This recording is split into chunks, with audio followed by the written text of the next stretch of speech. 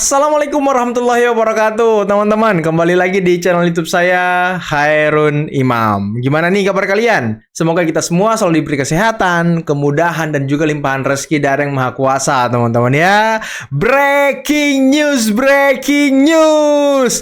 Sudah resmi beritanya nih, teman-teman, dari Detik News. Giliran Rismon Sianipar ajukan restoratif justice kasus ijazah Pak Jokowi.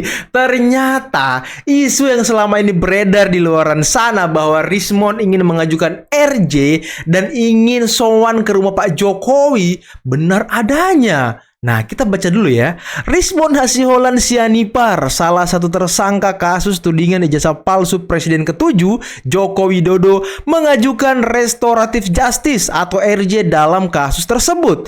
Surat permohonan RJ sudah diajukan pekan lalu. Waduh, pekan lalu, minggu lalu, teman-teman. Jadi beberapa hari yang lalu atau seminggu yang lalu, yang bersangkutan saudara RHS bersama pengacaranya menyampaikan permohonan fasilitasi restoratif justice kepada penyidik, kata Dirkrimum Polda Metro Jaya Kombes Pol Iman Imanuddin kepada wartawan. Iman mengatakan bahwa Rismon hari ini datang ke Polda untuk menanyakan perkembangan hal tersebut. Polda Metro Jaya saat ini penyidik masih memproses permohonan RJ yang bersangkutan oleh Rismon. Waduh. Apa kabar ini Roy Suryo? Apa kabar ini Tifa? Lihat nih kawan kau nih, yang kemarin sok-sok jadi macan, yang kemarin sok-sok jadi singa, rupanya minta RJ. Nyawa pun saya pertaruhkan. Waduh, rupanya. Aduh, gimana menurut kalian, teman-teman? Kita ketawa-ketawa ya lihat orang-orang ini. Apakah nanti Roy Suryo dan juga Tifa akan mengikuti jejak dari Rismon? Kalau restoratif justice kan kata Sang Haji kemarin harus ketemu minta maaf ataupun memaafkan gitu. Apakah Rismon dalam waktu dekat akan ke rumah Pak Jokowi? Apakah nanti ketika Ramadan atau Lebaran Rismon akan berkunjung sowan ke rumah Pak Jokowi? Kita nantikan langkah selanjutnya. Karena ya restoratif justice ya harus ketemu sepertinya ya. Harus ngobrol gitu ya kan. Hati ke hati, teman-teman. Dan juga nanti kita akan menyaksikan video di mana penasihat hukum dari Rismon, kalau nggak salah namanya Jahmada, tapi bukan Rismon sih, tapi lebih tepatnya teroris, akan memberikan sebuah pernyataan terkait dengan pelaporan terhadap Rismon. Tapi kita dengarkan dulu ya omongan dari Tifa berikut ini ya, karena Tifa gemesin, teman-teman, sangat gemesin. Terlalu kecil buat jadi utusan negara untuk mengurus itu, enggak. Internasional butuh dia. Di situ sekarang, memang dia nggak, misalnya sekarang, Allah belum memberikan kepada dia tugas sebagai presiden karena Anies ditunggu di dunia internasional. Oke, bukan ditunggu di penduduk DKI. Kirim ke Iran. Palestina tuh mendukung, Kirim ke Israel. Anda. Oke. Ancaman perang dunia ketiga itu membutuhkan Anda. Membutuhkan Nggak usah Anies. harus pakai utusan khusus. Dunia internasional itu udah sangat mengakui ketokohan Makanya dari. jangan menggunakan fasilitas negara. Ngapain? Anies terlalu kecil buat jadi utusan negara untuk mengurus itu, enggak. Internasional butuh dia. Internasional Sekarang, butuh ancaman-ancaman, Anies. tantangan-tantangan bagi umat manusia di seluruh dunia itu Ngeri kali sangat Imam Mahdi berat. ya. Nah mungkin Pak, Mas Rismon pernah menjelaskan nggak sih itu tahun berapa dia mendapatkan beasiswa tersebut? Mungkin sedikit menjelaskan tidak prosesnya seperti apa yang kemarin dia lakukan begitu Pak? Kalau saya tahun persisnya nggak tahu ya. Jadi saya pun boleh katakan bicara dengan Rismon, klien saya tentang ijazah dari Yamaguchi itu secara sepintas saja. Contohnya ibaratnya, Rismon itu ada pihak yang melaporkan Anda tentang ijazah Anda dari Yamaguchi. Dia bilang santai aja bang, santai aja, semua ada jawaban lagi gitu kan. Saya bilang Santai kan ada aja juga katanya kan. bukti yang mereka itu kan, tapi kita namanya tidak diumumkan sama mereka bukti apa yang dilampirkan ya, waktu dilampirkan di SPKT Polda Metro Jaya.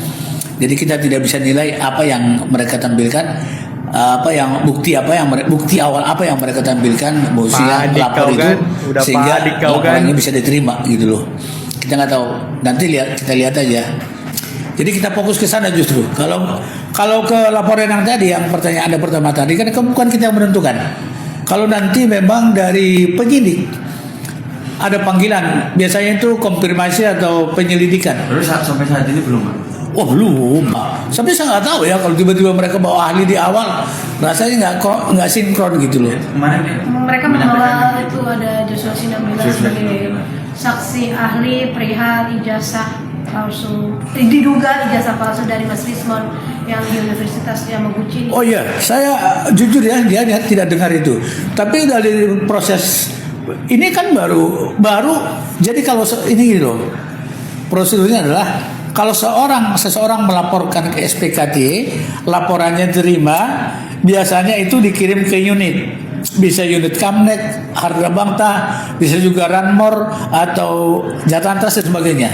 Polda itu semrawut banget, bukan semrawut ya, artinya udah hilir mudik. Kita nggak tahu perkara mana yang sedang ditangani ini, laporan mana, itu perkara mana udah sampai di mana, udah kayaknya udah seperti pasar tradisional gitu loh ya. Pasar Saya tradisional. juga kadang-kadang ketemu Karena orang memang di ya, sana, kawan-kawan. urusan apa gitu loh, urusan sampai kita nggak tahu. Jangan kan urusan orang, urusan kita aja udah banyak sekali kan. Urusan kita artinya yang berhubungan dengan laporan Pak Jokowi. Jadi saya nggak begitu yakinnya bahwa itu adalah ahli dalam laporan yang ijazah yang namanya Rismon itu. Belum saatnya. Nanti udah penyidikan barangkali perlu. Ini baru tahap apa ini? Dan kita juga belum dipanggil kok, bukannya menantang ini ya. Tapi dari pihak Rismon juga saya komunikasi barusan sama dia. Dia ada di satu tempat. Ya memang tidak ada, belum ada. Di mana panggilan dia di gitu, satu tempat? Dan aku menjadi saksi ketika Bang Agri Panani bertemu dengan salah satu lawyer dan bahkan ada lawyer lainnya yang ada hubungan kedekatan dengan Rismon Hasyolan Sianipar membocorkan agenda dari seorang Rismon yang akan RJ dengan Pak Jokowi. Baca nih. Rismon Sianipar dikabarkan sedang mencari kesempatan untuk mendatangi Pak Jokowi dalam rangka berdamai, minta maaf, alias restoratif justice. Menurut Anda, pantaskah Jokowi memberi Rismon Hasyolan Sianipar RJ? Nah, ini ada 3 yang menjadi pilihan. Ternyata yang menolak 77%. Ada juga yang menjawab boleh asal RHS minta maaf di publik. Oke, ini ternyata adalah Banyak yang menolak ya pendukung Pak Kemudian ada Jokowi. juga yang damai boleh asal diadili, itu 14%. Nah, ada yang menjawab entahlah, itu 1%. Guys, intinya peringkat pertama menolak restoratif justice.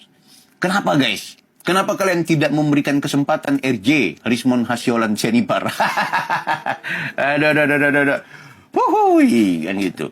Dan kenapa tidak berikan aja kepercayaan kepada Pak Jokowi? Bisa saja Pak Jokowi punya pertimbangan-pertimbangan. Oke. Tapi sekali lagi ini guys, hanya informasi yang berkelindan ya. Kita belum dapat informasi yang benar. Apakah Betul sudah ada banget, agenda betul. Rismon menuju ke Solo atau bertemu dengan Pak Jokowi? Kita sekali lagi belum tahu hal tersebut. Pasal yang kemudian Anda pertanyakan dan disebut tidak bisa disangkakan kepada trio RRT, pasal mana yang paling tidak bisa dilekatkan? Pasal 32 dan pasal 35 Undang-Undang ITE 2008. Alasannya? Alasannya mengedit dokumen agar otentik. Yang dikatakan sebaliknya bahwa dokumen itu palsu. Oke. 99,9% palsu. Lah, kok malah dituduh dia mengedit suatu dokumen yang palsu Oke. atau yang tidak beres, Oke. jadi yang tanpa otentik. Kan terbalik. Oke, saya ingin Salah satunya ya. Baik, saya ingin tanyakan ke Bung Rifai, ada 6 pasal. Yang paling utama adalah Roy Suryo disebut tidak mengedit ijazah Jokowi. Tanggapan Anda? Oke, 10 dan 311 itu sebenarnya rujukannya ke 27A. Karena di 27A lah 2 pasal itu masuk karena ini spesifik dilakukan di sosial media. Ya.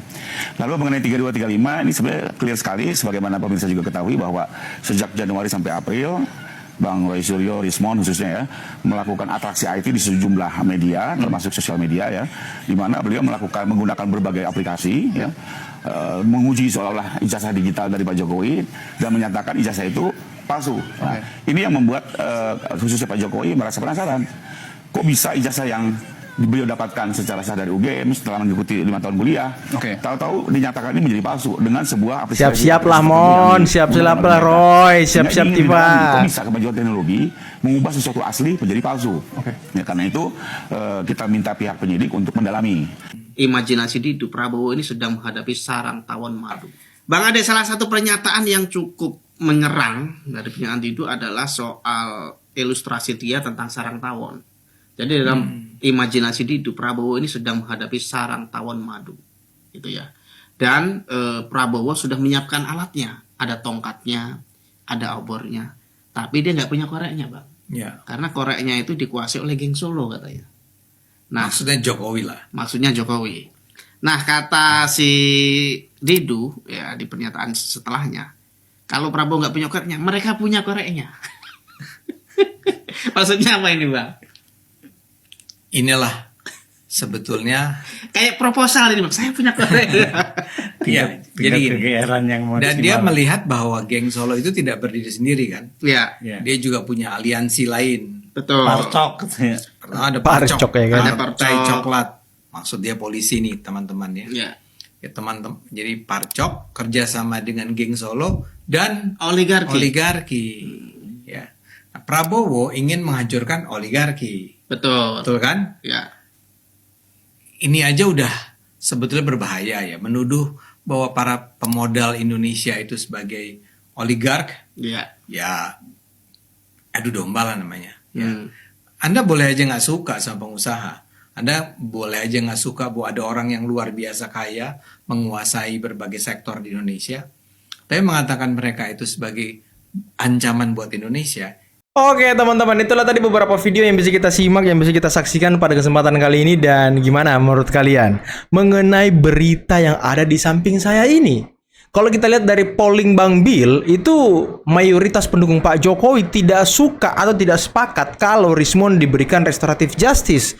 Kalau restoratif justice ini kan menurut keterangan ahli-ahli hukum harus ketemu, kemudian minta maaf ataupun ada proses pemaafan, atau seperti yang dilakukan oleh Egy Sujana dan Daim Mahir Lubis datang ke Solo menghadap Pak Jokowi. Pertanyaannya, gimana respon Roy Suryo, Tifa, apalagi Refli Harun? Kalau Refli Harun kan kemarin sudah mengancam, kalau di antara mereka Roy Suryo, Rismon, Tifa atau RRT ini ada yang minta maaf, ada yang minta restoratif justice, saya akan mundur jadi kuasa hukum mereka. Gimana nih? Gimana ini? Refli Harun, kawan kau yang satu sudah minta RJ, rupanya dia menyerah. Ingat nggak kalian apa yang pernah dikatakan Rismon? Nyawa pun saya pertaruhkan. Waduh, mau ditaruh di mana muka saya? Buku ini sudah terbit. Mon. Rupanya mulut kau itu bukan mulutmu harimaumu, mulutmu kucingmu. Kasihan si Momon ya. Kira-kira kapan si Momon mau menghadap Pak Jokowi ya? Dan didampingi siapa ya? Kira-kira siapa yang menjadi jembatannya ya?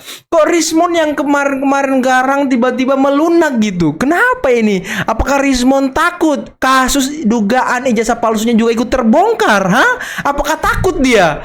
Inilah orang-orang ini teman-teman. Makanya mulut itu jangan terlalu gimana gitu ya kan. Pelan-pelan aja ngomongnya. Nggak usah sok garang, nggak usah sok tegas gitu. Kalau ujung-ujungnya jadi ayam sayur. Aduh, Mon. Dan tadi Tifa katanya, walaupun itu video lama ya, tapi kan ini sudah mulai bau-baunya ada perang dunia ketiga teman-teman. Mana nih Anies? Katanya mau menjadi penyelamat dunia, katanya ditunggu di dunia internasional akan mendamaikan. Mana nih? Apakah Anies ini Imam Mahdi teman-teman? Apakah Anies ini Imam Mahdi bisa menyelamatkan dunia? Itu yang menjadi pertanyaan besarnya. Kok Tifa menyanjung-nyanjung segitu kerennya Anies? Kok Tifa mengagung-agungkan Anies gitu ya kan? Seolah-olah dia ini bisa membuat dunia ini damai, seolah-olah dia menjadi pemimpin dunia ini. Kayak mana? Orang sekarang Anies kerjanya ke desa-desa, ke jembatan-jembatan, angkat pasir. Gimana caranya? Katanya mau jadi sekjen PBB. Mana? Dan tadi Jamada, salah satu penasihat hukum dari teroris, juga sudah angkat bicara. Dia udah komunikasi sama Rismon, katanya Rismon ada di satu tempat. Tapi di mana Rismon? Di mana Rismon sebenarnya? Apakah dia menghilang? Apakah dia sudah menghindar dari rekan seperjuangannya? Apakah Rismon sudah mulai angkat tangan bendera putih? Aduh, kita nantikan seperti apa kelanjutan ceritanya teman-teman ya. Oke, mungkin cukup sekian dulu video kali ini. Jangan lupa like, subscribe, dan share videonya. Akhir kata, billahi taufiq wal hidayah. Assalamualaikum warahmatullahi wabarakatuh. Bye-bye.